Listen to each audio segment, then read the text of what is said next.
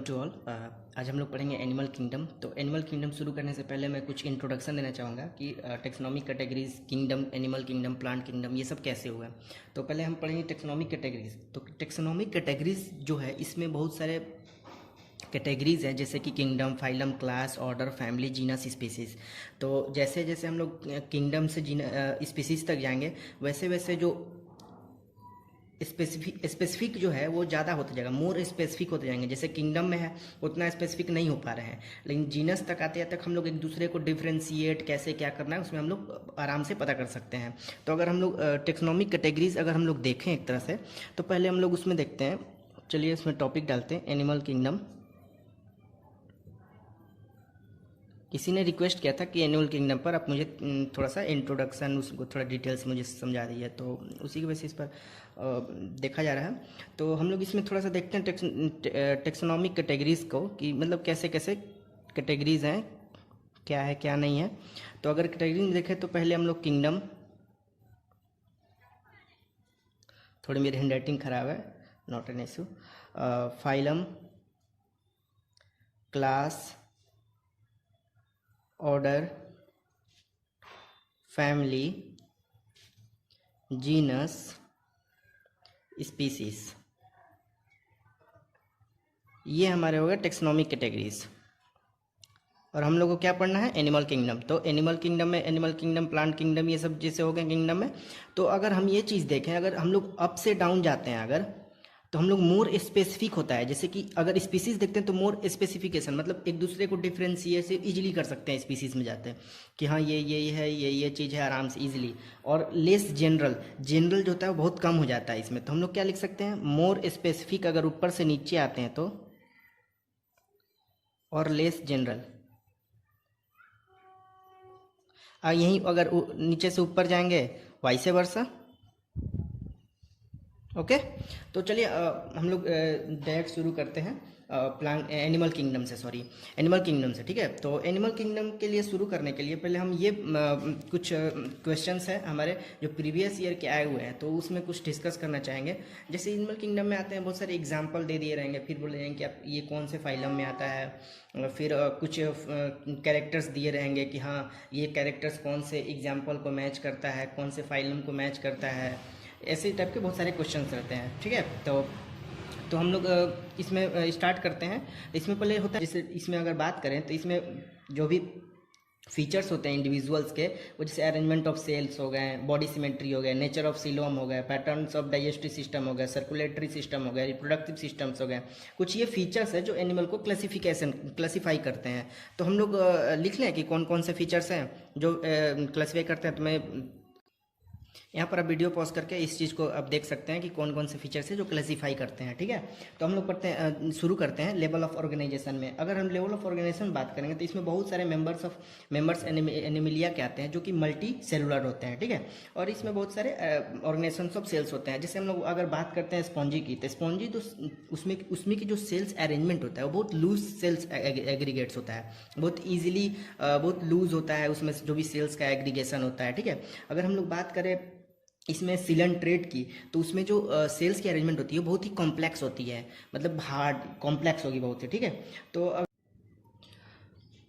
हम लोग बात कर रहे हैं, तो इसमें अगर देखते हैं एनिमल्स, जैसे कि कोई एनिमल्स लेते हैं जैसे एनालिड्स, आर्थ्रोपोडा, मोलस्का, इसमें जो भी ऑर्गन्स है वो एसोसिएट है एक फंक्शनल सिस्टम से, और हर एक फंक्शनल सिस्टम कंसर्न है स्पेसिफिक साइकोलॉजिकल फंक्शन से, और उस साइकोलॉजिकल फंक्शन को हम लोग क्या बोलते हैं, organ system level of organization, ठीक है। अगर हम इसमें बात करें डाइजेस्टिव सिस्टम्स की, तो इसमें वो एक होता है इनकम्प्लीट और कंप्लीट। तो अगर हम डाइजेस्टिव सिस्टम्स की बात करें, इसमें डाइजेस्टिव सिस्टम की अगर बात करते हैं तो हम लोग इनकम्प्लीट और कंप्लीट देखते हैं। तो इनकम्प्लीट मतलब हो गया कि सिंगल पाथवे है, उसका सिंगल ओपनिंग है, आउटसाइड ऑफ द बॉडी का एक ही सिंगल ओपनिंग है सिर्फ, उसका हो गया इनकम्प्लीट। जैसे प्लेटी हेलमिंथिस हम लोग देख सकते हैं एग्जांपल में, ठीक है। अगर कंप्लीट डाइजेशन की बात करें तो उसमें माउथ और एनस जो होगा, टू ओपनिंग होगा माउथ और एनस, ठीक है। सिमिलरली अगर सर्कुलेटरी सिस्टम की बात करें तो वो भी दो टाइप का होता है, जैसे डाइजेस्टिव सिस्टम इनकम्प्लीट और कंप्लीट हो गया, वैसे ही सर्कुलेटरी सिस्टम ओपन टाइप और क्लोज टाइप होता है। और ये मैं डिटेल्स में थोड़ा समझाऊंगा क्योंकि ये बहुत इंपॉर्टेंट टॉपिक है, ठीक है। तो सर्कुलेटरी अगर सिस्टम की बात करते हैं अगर सर्कुलेटरी सिस्टम पर आए तो ये दो टाइप का होता है। कौन कौन सा? एक ओपन टाइप और एक क्लोज टाइप, ठीक है। मेरी राइटिंग उतनी अच्छी नहीं है, कोई बात नहीं, नॉट एन इशू, आपको समझ में आना चाहिए। और जहाँ भी प्रॉब्लम हो आप मुझे कमेंट सेक्शन में बताइए, मैं अगले लेक्चर में, अगले वीडियो में मैं उसको कवर करूँगा, ठीक है। तो अब हम बात करते हैं ओपन टाइप और क्लोज टाइप सर्कुलेटरी सिस्टम की। अगर ओपन टाइप की हम लोग बात करें,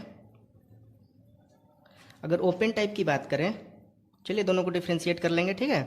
तो अगर ओपन टाइप सर्कुलेटरी सिस्टम की बात करें तो इसमें बात करते हैं हीमोलिम्फ और ब्लड का, ठीक है। तो ये थोड़ा सा ब्लूइश और रेड कलर का होता है। तो इसमें ज़्यादातर ओपन टाइप में हीमोलिम्फ ही होता है, ठीक है, मोस्टली। तो अगर इसमें अगर बात करते हैं तो जो भी ब्लड होगा वो डायरेक्ट हार्ट से बाहर जाएगा, तो डायरेक्ट वो जो ब्लड होगा डायरेक्ट किस में डिप होगा? डायरेक्ट डिप कर देगा किसको, कि क्या क्या बोलते हैं इसको? सेल्स को, ठीक है। और बहुत सारे सेल्स मिला के टिश्यू। तो जो होगा in open type in which the blood is pumped out of the heart and the cell and tissue are directly bath in it. मतलब कि डायरेक्ट हार्ट से पंप्ड हुआ, क्या इसको बोलेंगे? हार्ट या पंपिंग सिस्टम, या पंपिंग सिस्टम, ठीक है, पंपिंग सिस्टम। इससे डायरेक्टली ब्लड गया और डायरेक्ट टिश्यू और सेल्स को पूरा बात कर दिया, पूरा उसमें पूरा घुल जाता है उसमें, ठीक है, पूरा जाकर उसको बात कर देता है। अगर क्लोज टाइप की बात करें तो इसमें एक ऑर्गेनाइज्ड वे होता है, जैसे कि मान लीजिए आर्टरीज, वेन, कैपिलरीज। इसमें मैं थोड़ा सा डायग्राम में रफ बना रहा हूँ, ठीक है, रफ टाइप का है। ये आपका आर्टरीज हो गया जो यहाँ से ब्लड कैरी करेगा, आर्टरीज हो गया। ये वेन हो गया जो यहाँ से सर्कुलेट होकर जाएगा, और ये यहाँ पर सेल्स और टिश्यू। अब ये देखिए, ये थोड़ा सा डिटेल्स इस बात को समझिएगा। ये जो होता है आर्टरी जो होता है, ये जो यहाँ का जो पाइप होता है, ये चीज़, ये सॉरी लेक्चर में नहीं आ रहा इसमें, ये जो पाइप होता है ये आर्टरीज हो गया, ये वेन हो गया, ठीक है, आर्टरीज हो गया, ये वेन हो गया, और ये जो है इसका कैपिलरीज हो गया। ये जो पोर्शन है इसको कैपिलरीज बोलेंगे, कैपिलरीज, ठीक है। और ये जो है इसमें सेल्स हो गया, ठीक है। इसमें क्या होता है, डायरेक्टली जो उसमें क्या था, ओपन टाइप में क्या था कि ब्लड जो पंप करेगा out of the heart and cells and tissue are bath into it, उसमें cells and tissue directly bath उसमें डूब जाएंगे, ठीक है, एक तरह से पूरा नहा लेंगे।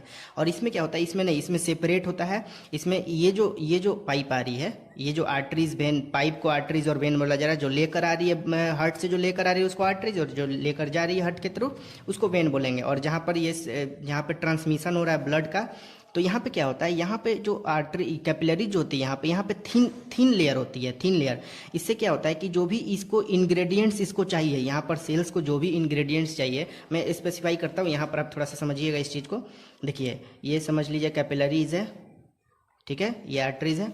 अब देखिए ये सेल्स है, ये पतला लेयर होता है, ठीक है, ये पतला लेयर होता है। इससे क्या होता है, इससे होता है कि पतले इंग्रेडिएंट्स जो भी होते हैं वो इसके थ्रू इधर जाते हैं, और इस आराम से सेल्स को इंग्रेडिएंट्स प्राप्त होते हैं, ठीक है। और जो भी इसमें से जो भी इनको जरूरत नहीं है, एक्सक्रीट जो भी इनको जरूरत नहीं है, वो क्या होते हैं, थ्रू इसी में चले जाते हैं वापिस। जैसे कि एक्सचेंज होता है, जैसे कि अगर ये चीज़ को देखें तो एक्सचेंज हो रहा है, ठीक है, एक्सचेंज होता है यहाँ पे। तो ये हो गया आपको हार्ट हो गया, वेन, आर्टरी, ये क्लोज टाइप में पूरा ऑर्गेनाइज्ड फॉर्म में होता है, ठीक है।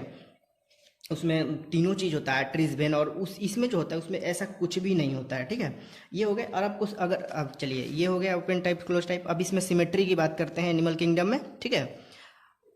देखिए मैं थोड़ा सा फास्ट हूँ, अगर कहीं आपको प्रॉब्लम हो आप मुझे कमेंट बताइएगा, मैं अगले लेक्चर में, वीडियो में मैं कवर कर लूँगा उस चीज़ को, मुझे कमेंट करके बताइएगा, ठीक है। अगर हम सिमेट्री की बात करें तो इसमें भी सिमेट्री में क्या है, तीन टाइप्स के सिमेट्री हो गए, ठीक है। एक ए सिमेट्री हो गया, और कौन सा हो गया, एक रेडियल सिमेट्री हो गया, ठीक है, एक बाइलेटरल सिमेट्री हो गया, ठीक है। अब मैं इसको बताता हूँ थोड़ा डिटेल्स में। अब देखिए, एसिमेट्रिकल क्या बोलेंगे, एसिमेट्रिकल उसको बोलेंगे जो कि अगर हम उसके कहीं से भी काटते हैं तो वो दो भाग में नहीं कटता है। जैसे कि any planet parts through the centre does not divide into two equal parts. अगर दो इक्वल पार्ट्स में नहीं काट पाता है उस चीज़ को क्या बोलेंगे, एसिमेट्रिकल। और रेडियल जो इक्वल पार्ट्स में काटेगा, कहाँ से, एक्सिस से, प्लेन एक्सिस से, उसका अगर बीच से काटते हैं तो उसको क्या बोलेंगे, सेंट्रल एक्सिस से अगर बीच से काटा और दो आइडेंटिकल हाफ में अगर कट गया उसको बोलेंगे रेडियल सिमेट्री। मैं पिक्चर ड्रॉ नहीं कर सकता, ठीक है। अगर आप इस चीज़ को बोलते हैं तो मैं एनसीईआरटी के थ्रू दिखा दूंगा, आप मुझे कमेंट में बताना, ठीक है। तो अगर फिर अगर बाईलेटरल की बात करेंगे तो ये लेफ्ट और राइट दोनों इक्वल पार्ट में बांटेगा, लेफ्ट और राइट दोनों में, राइट हाफ और लेफ्ट में, और एक ही प्लेन में दो इक्वल पार्ट्स में बांटेगा, लेफ्ट और राइट में, ठीक है। दोनों का भी पार्ट सेम रहेगा, जैसे कॉकरोच वगैरह देखते हैं ना, वो बाईलेटरल में आएगा, ठीक है। ठीक है, ये चीज़ हो गया। अब हम बात करते हैं इसमें डिप्लोप्लास्टिक और ट्रिप्लोप्लास्टिक के बारे में। ये आप लोग थोड़ा पढ़े भी होंगे इसके बारे में, डिप्लोप्लास्टिक और ट्रिप्लोप्लास्टिक के बारे में। देखिए अब डिप्लोप्लास्टिक बहुत सिंपल है इसमें। अगर देखिए, अगर हम लेयर की बात करते हैं, ठीक है, लेयर की बात करते हैं तो बाहर वाला क्या होता है, आप बहुत ईजी है, आप लोगों को पता भी होगा। बाहर वाला हो गया एक्टोडर्म, ठीक है। अंदर का पार्ट को क्या बोलते हैं, एंडोडर्म। अब देखिए इस चीज़ में थोड़ा सा ध्यान रखने की एक चीज़ बात है, ठीक है, एक चीज़ ध्यान रखना है। जो डिप्लोप्लास्टिक में जो बीच वाला जो लेयर होता है वो एक उसको बोले तो ऐसे अनडिफ्रेंशिएटेड लेयर होता है, ठीक है, वो उतना डिफ्रेंशिएट नहीं कर पाते, लेकिन उसको क्या बोलते हैं, मिजोग्ली। क्या बोलते हैं, मिजोग्ली। इसको थोड़ा ध्यान में रखिएगा, बहुत बार क्वेश्चन आ भी चुका है ये मिजोग्ली का, ठीक है। ये नीट में इंपॉर्टेंट क्वेश्चन रहता है ये सब, जो जल्दी किसी को ध्यान में नहीं जाता, ठीक है। अब हम लोग बात करते हैं ट्रिप्लोब्लास्टिक, ठीक है। अब हम लोग ट्रिप्लोब्लास्टिक की बात करते हैं तो इसमें सिंपल है, बहुत सिंपल है। इसमें 3 लेयर होते हैं टोटल, एक्टोडर्म, और इसमें एक सेकेंड लेयर होता है। कौन सा होता है लेयर, बताइए, नाम बताइए। एक्टोडर्म हो गया, और अंदर वाला एंडोडर्म हो गया, और जो उसके बीच में जो लेयर होता है उसको क्या बोलते हैं, बोलिए बोलिए जल्दी, मेसोडर्म। क्या बोलेंगे उसको, मेसोडर्म। देखिए मैं जो आपसे पूछ रहा हूँ ना उसमें आप पॉज करके और कमेंट में मुझे बताइए कि कौन सा लेयर होता है, ठीक है। लेक्चर आगे मत देखिए, उसको पॉज करके आप मुझे बताइए कि हाँ कौन सा लेयर होता है, जो भी मैं क्वेश्चन पूछ रहा हूँ, क्योंकि ऐसे पूछकर थोड़ा मैं कुछ दिन बाद मैं फेस से स्टार्ट करूँगा बोर्ड पर। अभी थोड़ा लॉकडाउन की वजह से ये सब प्रॉब्लम है, ठीक है। तो आगे भी हम लोग इसमें जुड़े रहेंगे और बहुत सारे वीडियो देखेंगे, और अच्छे से आपको समझ में आना चाहिए बस। और जो भी प्रॉब्लम हो आप मुझे कमेंट में कीजिए। अब देखिए, अब ये हो गया डिप्लोप्लास्टिक और ट्रिप्लोप्लास्टिक। अब हम बात करते हैं सिलोम की, ठीक है। अब सिलोम आप लोग पढ़े ही होंगे, अगर आप 11th कवर किए हुए हैं तो सिलोम आप भी जानते होंगे। उसमें थोड़ा मैं स्पेसिफाई करता हूँ अच्छे से सिलोम क्या होता है, ठीक है। इसमें 3 सेक्शन होता है, ठीक है। कौन कौन सा होता है, कौन कौन सा होता है, जल्दी बोलिए। सिलोमेट्स, सूडोसिलोमेट्स, सूडोसिलोमेट्स, और थर्ड क्या हो गया, एसिलोमेट्स, ठीक है। ये बहुत सिंपल है। सिलोमेट्स क्या हो गया, अगर तीनों लेयर प्रेजेंट है इसमें तो क्या हो गया, वो क्या हो गया, सिलोमेट्स। अब इसमें क्या होता है सिलोमेट में कि इसमें बॉडी कैविटी जो होती है वो प्रेजेंट होती है। जैसे प्रेजेंस और absence of a cavity between the body wall and the gut wall is very important in this classification, ठीक है। तो body cavity which is lined by mesoderm, अगर बॉडी कैविटी, ठीक है, ये सिलोम जो है वो बॉडी कैविटी को, सिलोम जो है वो आपको दिख रहा होगा, सिलोम बॉडी कैविटी को एब्सेंस और प्रेजेंस की बात करता है, ठीक है। तो अगर बॉडी कैविटी अगर मेसोडर्म से लाइंड है, द बॉडी कैविटी, चलिए मैं लिख देता हूँ इस चीज़ को, चलिए मैं ध्यान दीजिए। अगर मेसोडर्म अगर द बॉडी कैविटी, लाइन को गौर कीजिएगा, थोड़ा ध्यान रखिएगा, ठीक है। बहुत बार क्वेश्चन आए और बच्चे इसमें कंफ्यूज हो जाते हैं, ठीक है। The body cavity which is lined bye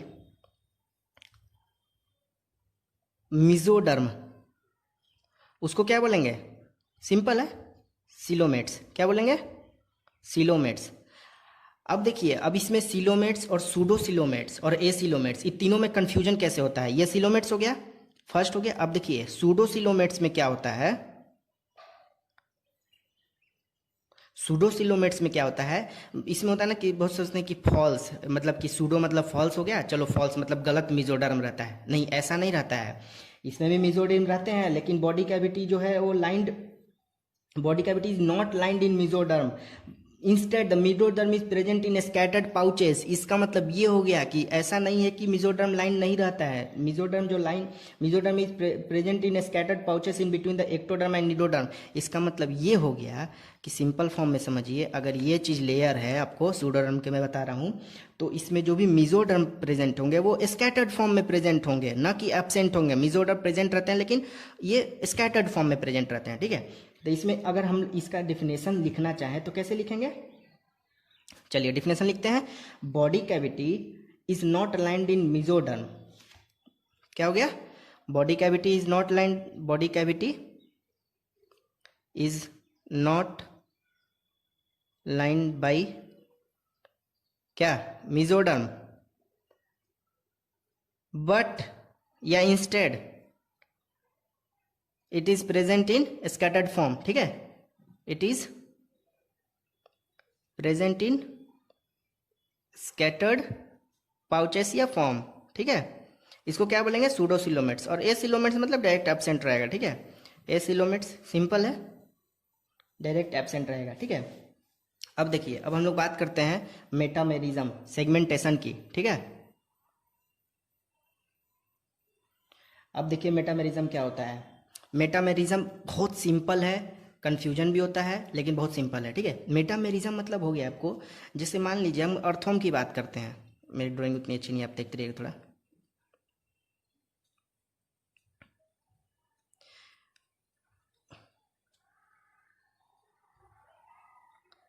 अब देखिए ये सेगमेंट्स हो गया, इनर आउटर सेगमेंट्स हो गया, देख रहे होंगे आप, ये आउटर सेगमेंट्स और ये इनर सेगमेंट्स, ये इनर सेगमेंट्स। चलिए इनर सेगमेंट्स इधर मैं कर देता हूँ, आपको दिख रहा है इधर, हाँ क्लियर है, क्लियर विजिबल आपको। ये इनर सेगमेंट्स हो गया। अब देखिए ये जो सेगमेंटेशन हो रहा है ना, अगर इक्वल सेगमेंटेशन होता है तो उसको मेटामेरिज्म बोलते हैं। और इस डिफिनेशन में अगर लिखना चाहे तो कैसे लिखेंगे, the body is externally and internally divided into segments with a serial repetition of at least some organs. समझ रहे हैं, serial repetition of at least some organs मतलब सेगमेंटेशन जो है उसका सीरियल रिपीटेशन हो रहा है कुछ ऑर्गन तक, कुछ ऑर्गन तक, ठीक है। ऑफ एटलीस्ट सम ऑर्गन, कुछ ऑर्गन का, ठीक है। कुछ ऑर्गन का अगर हो रहा है तो उसको क्या बोलेंगे, अगर हो रहा है तो मेटामेरिज्म, ठीक है। चलिए यहाँ पर इसको एंड करते हैं। जो भी प्रॉब्लम होगा आप कमेंट में मुझे कीजिए और मैं उसको अगले वीडियो में कवर करूँगा। और अगले वीडियो में मैं टॉपिक कवर करूँगा फाइलम, फाइलम पॉरीफेरा, फाइलम आपको जो भी फाइलम होगा, फाइलम पॉरीफेरा, सिलेंट्रेट, टिनोफोरा, प्लेटीहेलमिन्थीस और जब भी एनेलिडा, आर्थ्रोपोडा, ये सब जो भी होगा वो अगले वीडियो में कवर करते हैं। चलिए थैंक यू सो मच।